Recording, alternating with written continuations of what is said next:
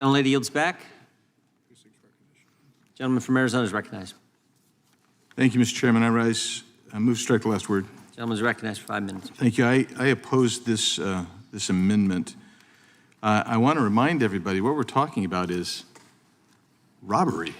Yeah. If you commit a robbery, you're going to be detained. Doesn't matter whether you're DACA or not DACA. That's a serious crime. You're going to be detained. Now, when we hear stories like the ranking member was talking about, he said, what about the kid who was brought over when they're 2 months old? This is the only country they've known. Or 2 years old, or 12 years old, or 16 years and 6 months, or 17 years and 5 months. You cannot rationalize that away in that generic fashion, the way that the ranking member desires to. And then I want to point out to my colleague from Washington that the numbers that you referred to were almost all aggregated in 2019. And let's think about what happened in 2019. The policies that the Trump administration put in place had largely been enjoined by left-wing advocacy groups going to courts and having them enjoined. And what happened after they were enjoined? Ultimately, those injunctions were almost all universally set aside, and the courts upheld the legality and constitutionality of the Trump administration's efforts. And so what did you get? Well, in the Yuma sector, for instance, for the entire last year of Trump's administration, you had 8,600 encounters. 8,600 encounters for about 140 miles of linear miles of border. That went all the way, that sector goes all the way from Yuma and the border there all the way up to almost Las Vegas. That's considered the Yuma sector. 8,600 encounters. Do you know what Yuma gets now?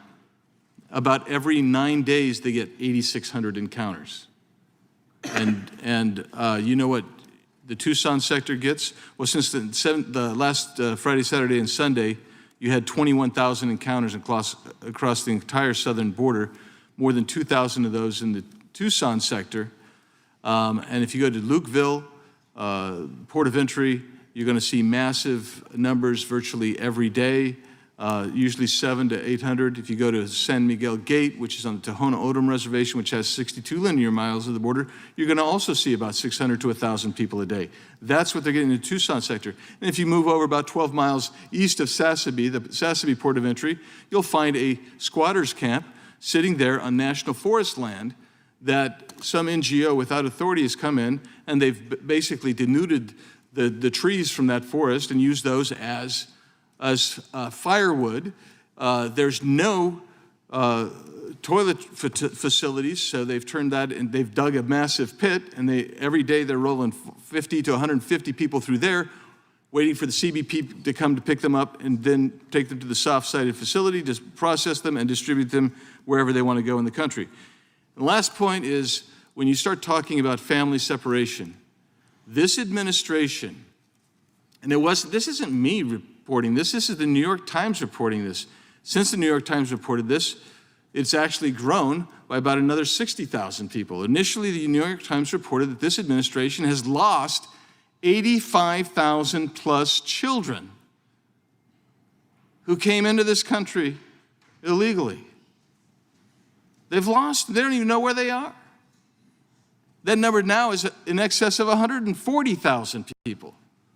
So when you talk about family separation, that's what this Biden administration has done.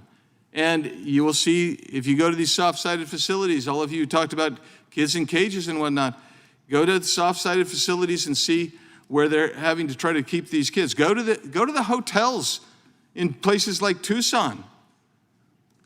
They don't have room for all the people at the soft-sided designated facilities, so they're renting hotels. Go there.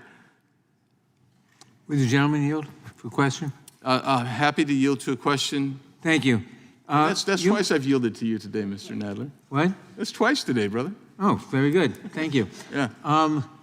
You said in an earlier part of your statement that if you commit a robbery, of course you should go to jail. No, I didn't say that.